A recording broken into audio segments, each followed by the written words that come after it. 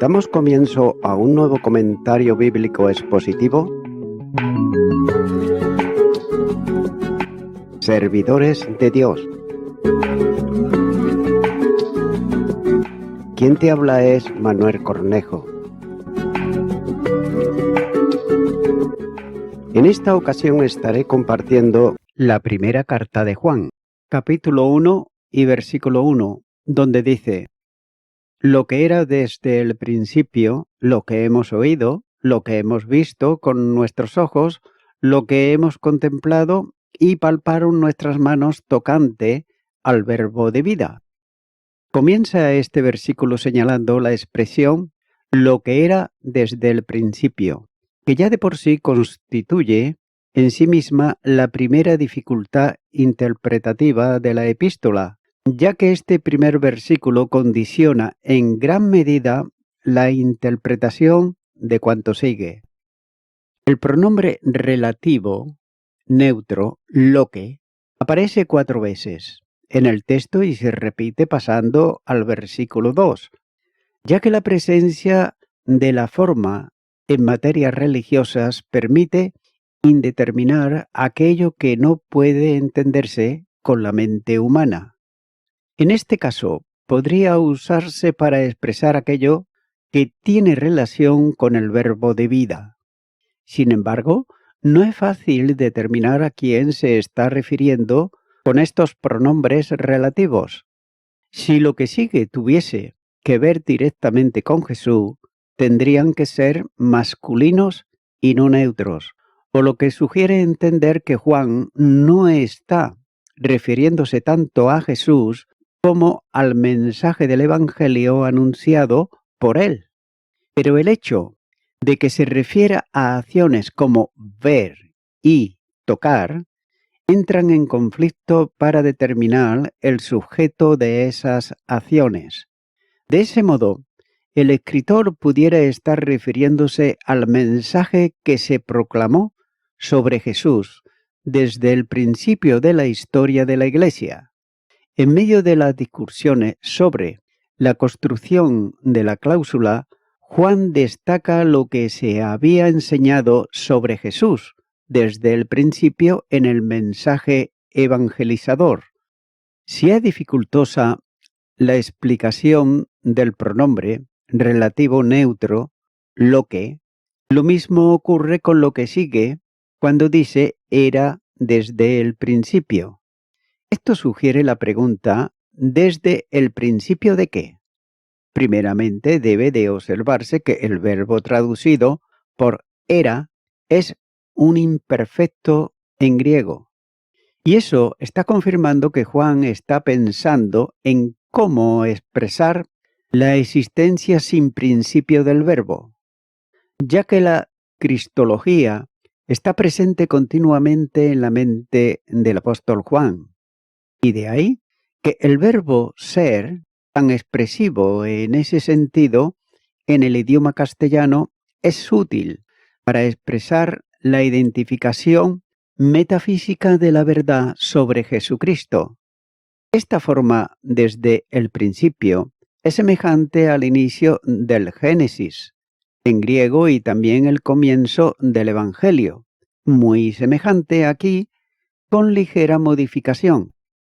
Sin embargo, aunque podría aplicarse al origen de todo donde ya el verbo existía en forma eterna, lo que sigue hace difícil considerarlo aquí de esta manera, ya que no se trata de la naturaleza eterna del verbo, a lo que Juan desea referirse como la base ontológica y no cronológica que desemboca en la realidad de Jesucristo como fuente de la vida eterna.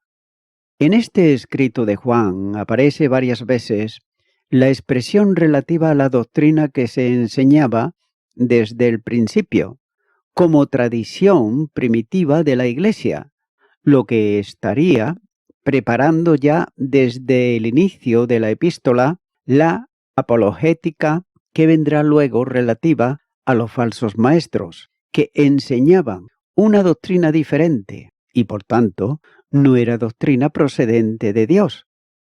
También obsérvese nuevamente que Juan no dice el que era desde el principio, sino lo que era. Luego, lo que desea el escritor es puntualizar el mensaje completo acerca del Verbo, desde la eternidad hasta su manifestación como hombre y sobre todo de la obra realizada por él. Y nótese que es lo que se proclamó desde el principio en el Evangelio, que trata de las verdades bíblicas sobre el Verbo, que era desde el principio. Lo que desde el comienzo de la proclamación del Evangelio se comunicó como la única verdad tocante al Verbo de vida. Por otro lado, algunos querían modificar el mensaje cambiándolo en diversos puntos, como ocurría en otros lugares donde establecían iglesias con firmes bases doctrinales. Gálatas capítulo 1 y versículo 7 nos dice: no que haya otro, sino que hay algunos que os perturban y quieren pervertir el Evangelio de Cristo. Así pues, la expresión desde el principio aparece 8 veces en la epístola. Por ejemplo, capítulo 1, versículo 1, capítulo 2, versículo 7, versículo 13 y 14 y 24. Y 2 veces en el capítulo 3, versículo 8 y versículo 11. Y debe de interpretarse conforme al contexto en cada ocasión. En este caso, desde el principio se enseñó por los apóstoles la preexistencia de Cristo. Tal vez la densidad mayor de esta verdad cristológica está en el pensamiento de Juan, lo que hace suponer que sus escritos fueron los últimos del Nuevo Testamento por la reflexión sobre esta verdad que aparece en ellos. Pero con todo, lo que era desde el principio, referido al mensaje primitivo, contenía la verdad de la preexistencia del Verbo. Antes se ha hecho referencia al inicio del Génesis, y aquí se confirma el paralelismo entre ellas. Sin embargo, principio en el Evangelio no tiene que ver tanto con el origen de todas las cosas, sino que exige que se considere como una existencia anterior a él. De otro modo, principio es una forma útil para referirse a un existir eterno de la segunda persona divina, ya que antes de la creación, Dios vive en sí mismo eternamente. Y es que por eso, solamente el Verbo podía decir, antes que Abraham fuese, yo soy. Evangelio de Juan, capítulo 8 y versículo 58. La vida procede y está en él. Por tanto, esa preexistencia eterna dispone al lector para unir esta declaración con lo que sigue, ya que la forma del verbo ser es imperfecto, se contrapone a lo que hubiera sido si utilizase el auristo, que es una expresión puntual y definitiva de algo que ha pasado. De ahí que no pueda vincularse con lo que comienza, sino con la eternidad atemporal a la que el tiempo no le afecta. De otro modo, es la forma que permite apreciar la visibilidad temporal de lo eterno, donde la antemporalidad se manifiesta y donde el tiempo no corre. A este eterno Juan llama Logos, un artículo determinado en el Evangelio, título que es propio de Juan, para referirse a Jesús. Y nótese que este asunto ya se ha tratado con cierta amplitud en el comentario del Evangelio de Juan. La palabra está relacionada muchas veces con el Evangelio que, proclamado por los apóstoles, es esencialmente Cristo mismo. Esta verdad, aunque en Juan alcanza una elevada dimensión, está presente en otros lugares, como es el caso del escrito del apóstol Pablo a los creyentes en Colosas, que presenta a Jesús como el creador y dador de la paz, que reconcilia consigo todas las cosas en base a la obra de la cruz. Colosenses capítulo 1 y los versículos 15 al 20. También de igual modo, en el pensamiento del escrito de la epístola a los Hebreos, en Hebreos capítulo 1 y los versículos 1 al 4. Quiere decir esto que el término aunque, típico de Juan, tiene una ampliación teológica por otros escritores del Nuevo Testamento. Pero note que de la preexistencia del Verbo, Juan pasa al testimonio personal de la relación con él, ya que estas experiencias son de todos los otros discípulos que estuvieron con Jesús durante el tiempo de su ministerio. Aquel que es el Verbo eterno se hizo hombre en el momento oportuno. Gálatas capítulo 4 versículo 4. Por otro lado, algunos de los falsos maestros de los tiempos de Juan negaban que la humanidad de Jesucristo fuese real, enseñando que era una mera forma o apariencia. Tal vez, por esa razón el apóstol pone especial firmeza en aquello que demuestra la realidad humana del Verbo encarnado. El Altísimo y Eterno Dios puede ser oído por los hombres, no en el sentido en que lo hizo en la antigua dispensación, con voz tronante, que generaba temor reverente en quienes le oían, sino con palabras de hombre. Dicho de otro modo, Dios habló en Cristo tomando boca y lengua humanas para expresar palabras divinas en lenguaje humano. Para eso, el Verbo fue hecho carne. Juan capítulo 1 y versículo 14. Tengas en cuenta que Juan usa ahora el pronombre personal plural nosotros, refiriéndose a sus compañeros apostólicos, los discípulos de Jesús, ya que todos ellos oyeron las palabras del Maestro que, como verbo de vida, eran palabras de vida eterna. Juan capítulo 6, versículo 63. El Logos encarnado viene con misión reveladora. Juan capítulo 1 y versículo 18. De manera que lo que el hombre debe de hacer es prestar atención, oír lo que Jesús como verbo decía. Pero todavía más, Juan no está refiriéndose al hecho de oír las palabras dichas, sino de oírle a él mismo, como palabra de Dios encarnada, discurso supremo en que Dios habla. Hebreos capítulo 1 y versículo 2. Esas palabras de vida están plenamente vinculadas al Evangelio que Jesús proclamó personalmente y que los discípulos lo oyeron, mensaje único que ha de ser proclamado inalterable, como señala Mateo capítulo 28 versículo 20 y Gálatas capítulo 1 versículos 11 y 12, ya que siendo el mensaje desde el principio no puede ser, por tanto, alterado. La expresión alcanza una dimensión muy alta, puesto que los discípulos que ahora dan testimonio y junto con ellos muchas personas en distintos lugares de Galilea y Judea oyeron a Dios no solo por medio, sino en la palabra encarnada, de manera que oyeron la revelación plena de Dios.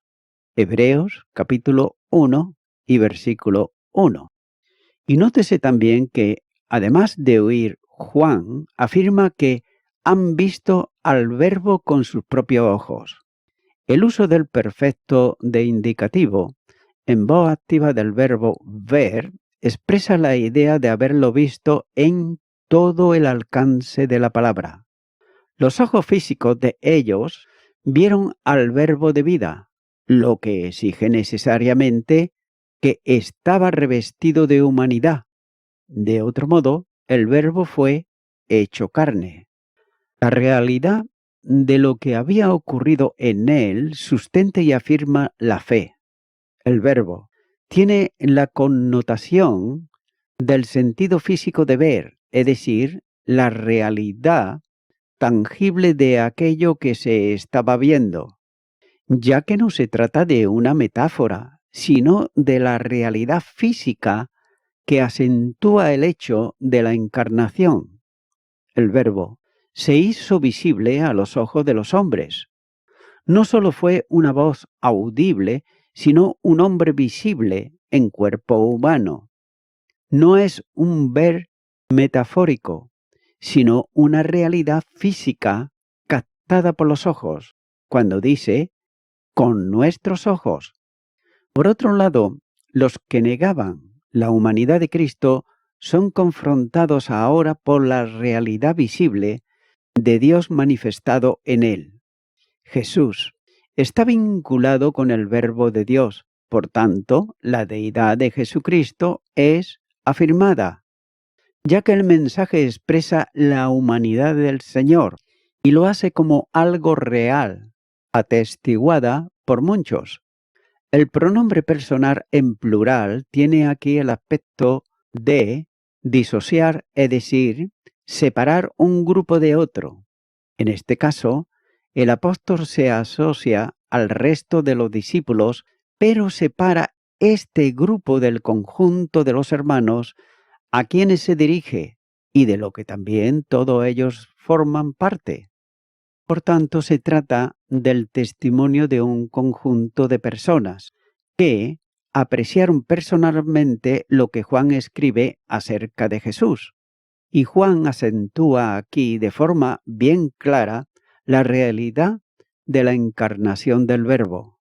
Y también nótese una cuarta afirmación precedida también por el pronombre relativo, lo que dice que además del Verbo también lo contemplaron. Este es el segundo verbo que tiene que ver con el ejercicio de la visión. El anterior se refiere a la sensación visual propia de alguien que ve a otro, con el aspecto que tiene visiblemente hablando. Y el segundo, traducido por contemplar, expresa también la idea de percibir. Por tanto, no se trata solo de una percepción sensorial, sino que puede contener una percepción no sensorial, es decir, discernir algo más que lo que se aprecia con la visión natural. También nótese que esta introducción culmina en el hecho de que el Verbo encarnado es también el Verbo de vida, por lo que se debe de entender como que el autor ha descubierto en la humanidad del Verbo en que se hizo visible, que mediante esa humanidad instrumental hizo posible la comunicación de la vida a todo aquel que cree, por su muerte, resurrección y exaltación. De manera que, contemplándolo a él, se distingue la grandeza de su obra redentora, misión para la que fue enviado al mundo. En este sentido se puede apreciar en ocasiones en que aparece el Verbo en los escritos de Juan. Por ejemplo, en el Evangelio de Juan, capítulo 1, versículo 14, versículo 32 y versículo 38. Y en algunos casos, la percepción de una realidad va más allá de la realidad física que se ve. Capítulo 4 y versículo 14. Ya que aquellos a quienes se refiere el apóstol vieron a Jesús con los ojos físicos y fue una apreciación admirable para sus espíritus, ya que con los ojos del alma entendieron que Jesús era Dios manifestado en carne. Mateo capítulo 16, versículo 16 y Juan capítulo 1, versículo 14. Contemplar es una observación atenta. Estaban atónitos, porque lo que se veía era el Dios de la gloria actuando entre los hombres, como señala Juan capítulo 1, versículo 14, la segunda parte.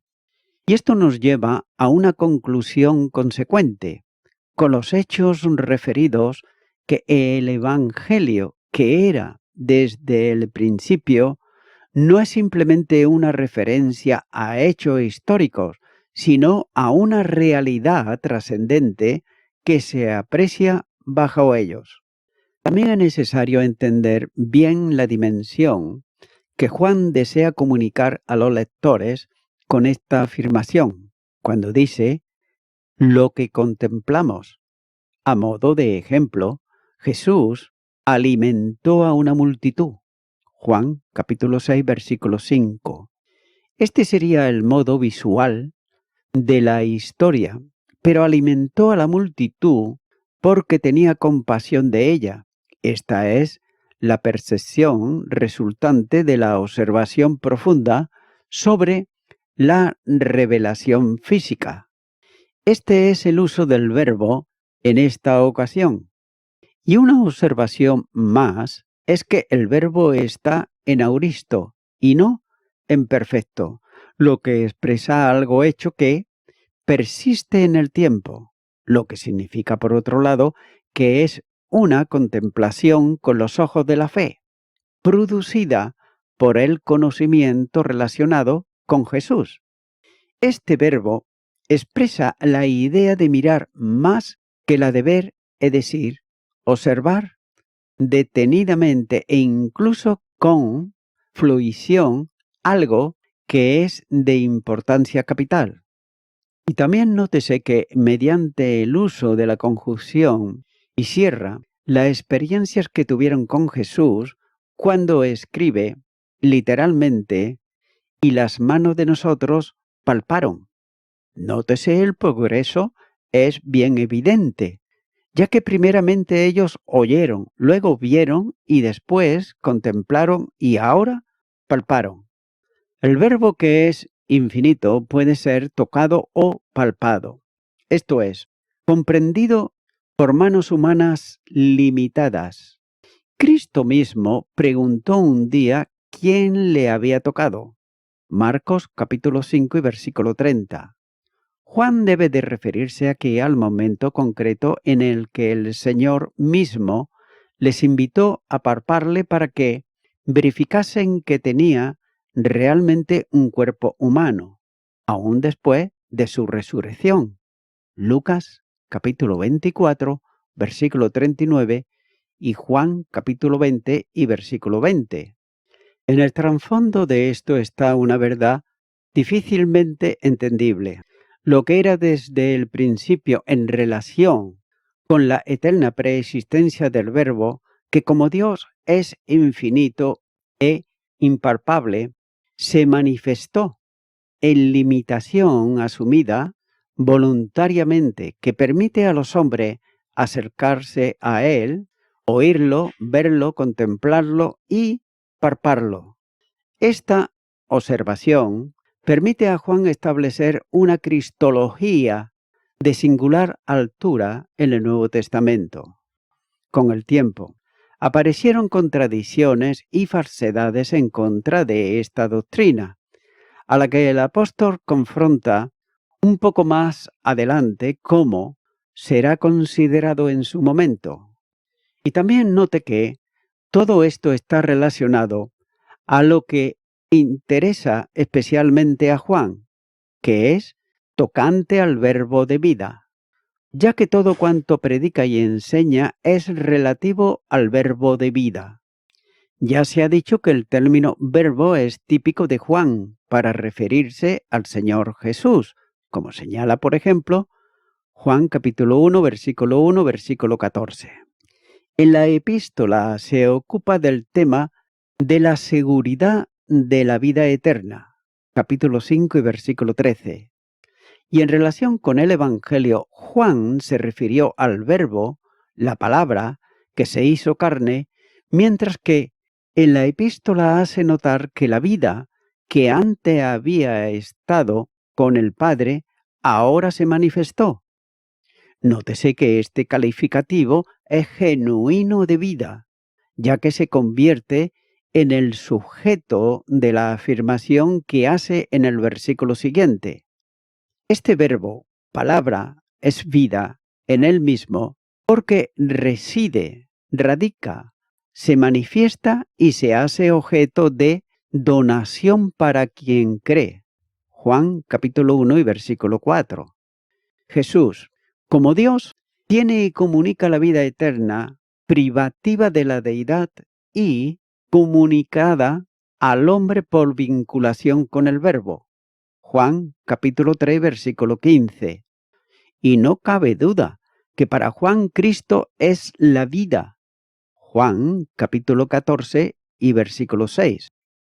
La presencia del artículo determinado que antecede al sustantivo vida excluye cualquier otra clase de vida que no sea él mismo, ya que él es la vida eterna que Dios otorga por medio de Cristo y que hace a la criatura que cree partícipe también de la naturaleza divina del Creador.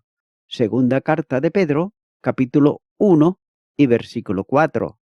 Así pues, Juan vincula a Cristo con la vida. Para él Jesús es el pan de vida. Evangelio de Juan, capítulo 6, versículo 35 y versículo 48. Pero también es la luz del mundo. Juan, capítulo 8 y versículo 12. Y también es la palabra de vida. Primera carta de Juan, capítulo 1 y versículo 1. Por tanto, la vida eterna se alcanza en la vinculación con Cristo, comenzando por la iluminación interior. Efesios capítulo 1 y versículo 18. Y además se sustenta al incorporar a Cristo por la acción del Espíritu. Evangelio de Juan, capítulo 6, versículo 54 y 56, ya que produce la comunión con Dios y la vida eterna. Segunda carta de Pedro, capítulo 1 y versículo 4. Además, Dios es luz gloriosa que infunde temor a quienes lo contemplan. Isaías capítulo 6 versículo 5. Pero se hace pan para quienes aceptan la invitación al banquete de su amor. Evangelio de Juan capítulo 6 versículo 27 al 58. Sin duda, hay una progresión en el uso de los verbos en este primer párrafo de la epístola, ya que comienza por oír, que es una experiencia menor que ver, y a su vez contemplar es superior a ver, ya que requiere tiempo para realizarlo, pero es inferior a palpar, que supone familiaridad con el verbo de vida. Y es que por esa razón no podían, como dijo el apóstol Pedro, dejar de hablar acerca de lo que hemos visto y oído. Hechos de los Apóstoles, capítulo 4 y versículo 20. Y voy concluyendo con esto. Amigo y amiga oyente, Jesucristo es la suprema revelación que hace Dios de sí mismo. Es la comunicación final de su amor, la palabra personal de Dios, además de sus muchas palabras habladas y el cumplimiento también de ellas. Ahora bien, cabe hacerse una pregunta y es la siguiente: ¿y por qué es importante eso? Pues es importante porque toda la gente nace moribunda en un planeta moribundo. Porque toda la gente, al nacer, es pecadora, nace fuera de la familia de Dios, muerta espiritualmente en sus delitos y pecados, ya que enfrenta una vida de dolor, una muerte segura y la condenación en el infierno si no se arrepiente. Por otro lado, un engaño diabólico es que todos somos hijos e hijas de Dios. Pero sin embargo, Dios dice en su palabra, en el Evangelio de Juan capítulo 1 y versículo 12, «Mas a todos los que le recibieron, a los que creen en su nombre, les dio potestad de ser hechos hijos de Dios». Amigo y amiga oyente, ¿verdaderamente tú has nacido del Espíritu? ¿O simplemente porque cuando naciste te echaron un chorroncito de agua cuando eras un bebé? Tú no decidiste por sí mismo ni por ti misma si querías ser cristiano o cristiana. Simplemente te lo impusieron y nada más. Pero ahora tienes la oportunidad, por un acto de fe, de aceptar a Cristo en tu corazón y creer en su obra salvífica que Él llevó a cabo en la cruz del Calvario. Ciertamente que Él dio su vida por ti y la dio por todo aquel que viene a Él en arrepentimiento. Por ello, te invito ahora que tú puedas hacer una oración sencilla, fácil, pero sincera y de corazón. Ora conmigo y di: Señor Jesucristo, vengo ahora ante ti. He pensado que siempre he sido un hijo o una hija de Dios, pero sin embargo, tu palabra me dice que hasta ahora he sido una criatura tuya. Es por eso que ahora te abro mi corazón y te acepto a ti, Señor Jesucristo, creyendo en tu obra de salvación como mi Salvador. Me arrepiento de todos mis pecados y te doy gracias. En tu nombre. Amén.